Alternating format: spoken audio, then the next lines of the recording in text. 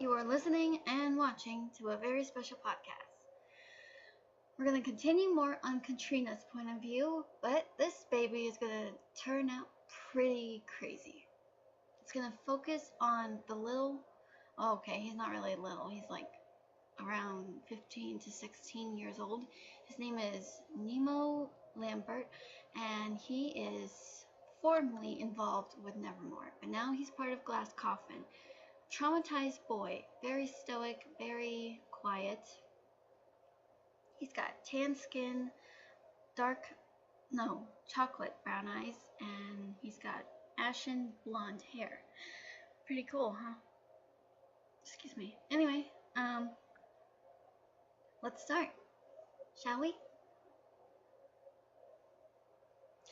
Listening on Katrina, who said, "I don't think your parents are dead. I think they're still alive."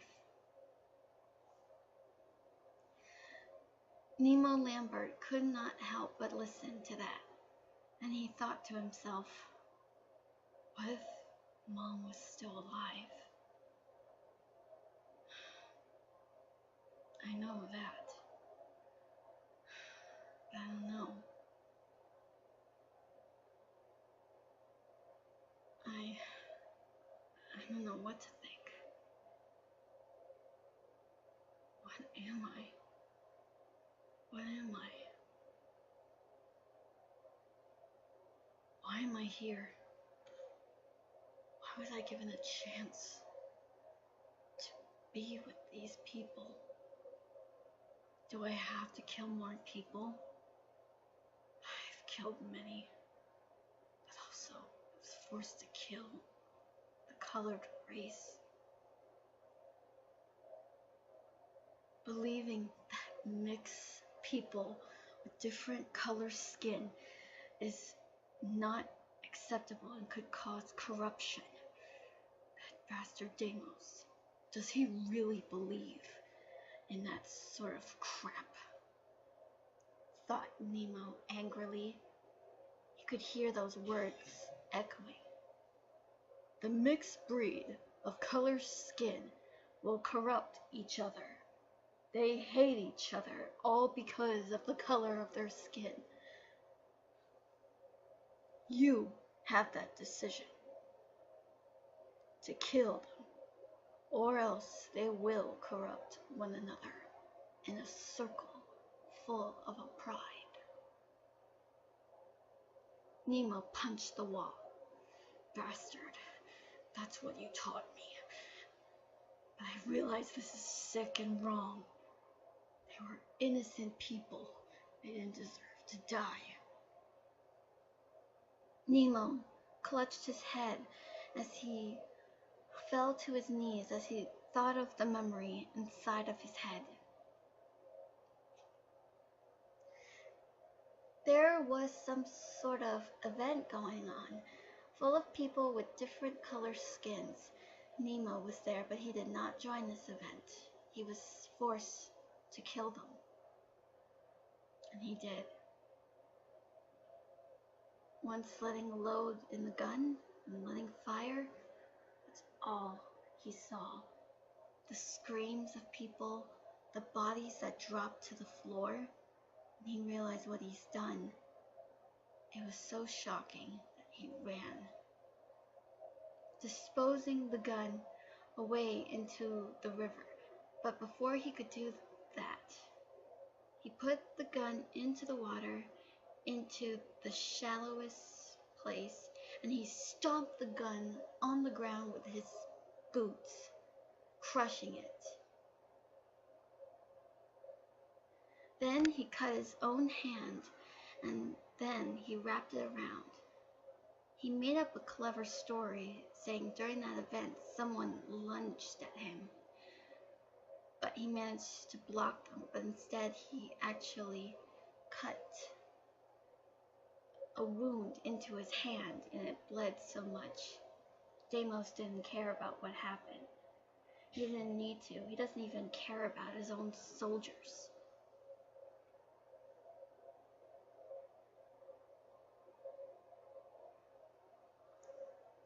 Nemo, Nemo, Katrina said. Nemo gasped with horror. He looked up and saw Katrina standing over him.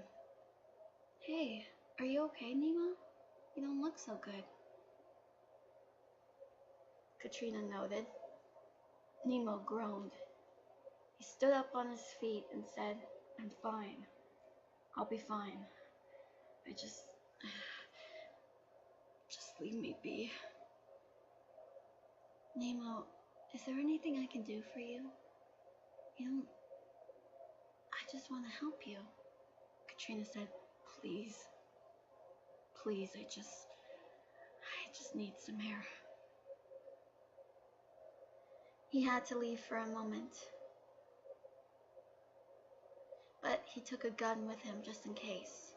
Katrina called out, Nemo, don't do anything stupid, okay? She said. Nemo just raised a hand up. There was a sign that said, it's fine, I won't. At least that's his way of saying that. Nemo was in the woods. It was not so much of a too bright day, but also it wasn't so musky either. It was a little bit of in between. While he was in the forest, he noticed that there were a bunch of boys throwing something and laughing. Nemo decided to find out what was going on.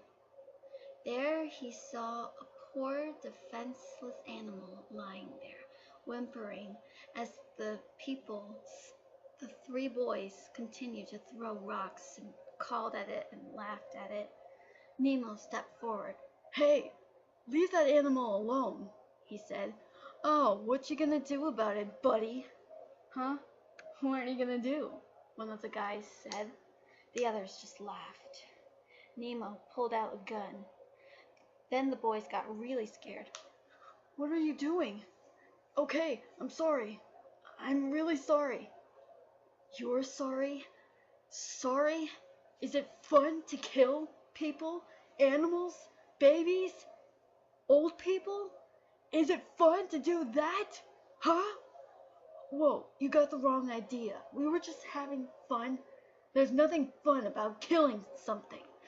It's really a really horrible thing. Nemo said so passionately.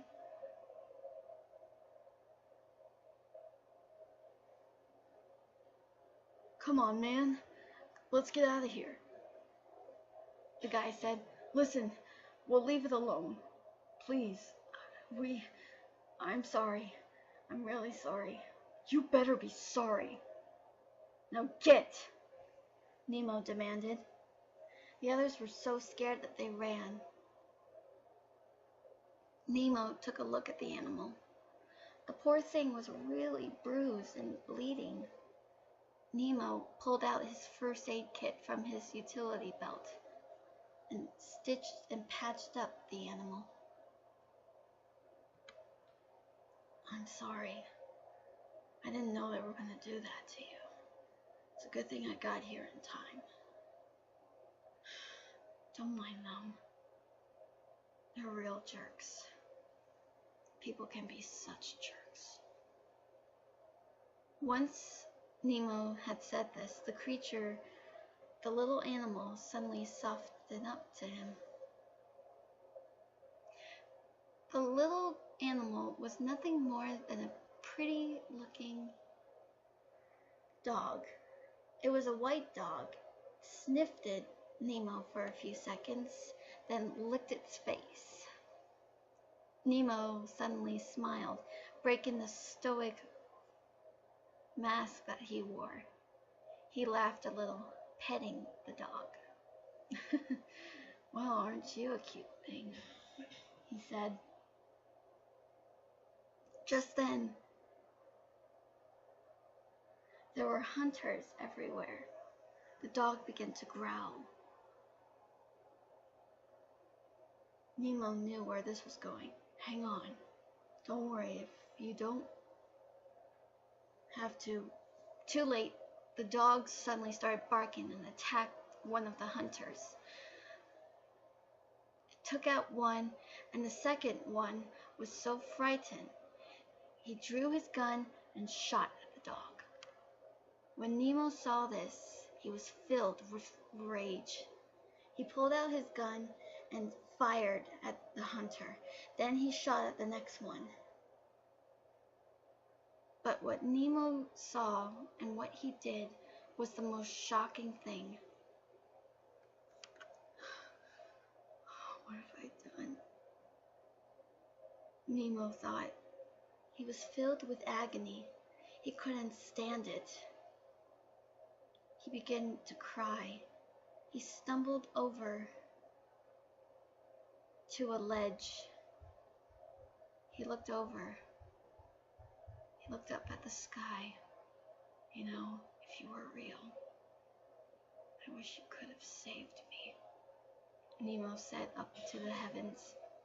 Then he closed his eyes, outstretched his arms. Then, with one fluid moment, he fell from the cliff. He didn't have to go falling hard because someone grasped his ankle. Nemo realized he did not hit the ground. He looked up to see who was it, but what he saw was some sort of shadowy line that was holding on to him and it was pulling him up. Nemo landed on the soft ground of where he had fallen. He looked over, but the person was already leaving. However, Nemo got a good look at him. Pale complexion, dark hair, red eyes, and had a little companion, a little green cat with a pink and black frog suit. Nemo couldn't believe it. He was sure that he'd seen him before. It's him, Nemo thought. He was going to follow him, but he was gone in such a swift motion. I want answers, Nemo thought. I want answers. Why did he save me? He wondered, clenching his hand into a fist. He was so shaken, he didn't know what to think. Now he was going to find him. When he does, he wants to know why. Wow, intense, isn't it? I know, the sequel has a lot of bit of intense moments, so I hope you guys don't mind. But hey, like, some animes I know have, like, intense moments. It's like, you're at the edge of your seat and you're watching this one intense moment. It's like, oh, gives you a lot of anxiety now, does it? Sorry, guys. Please enjoy. Thank you for listening and also watching. I will see you next time. I'm Captain Donovan, and I'll see you later.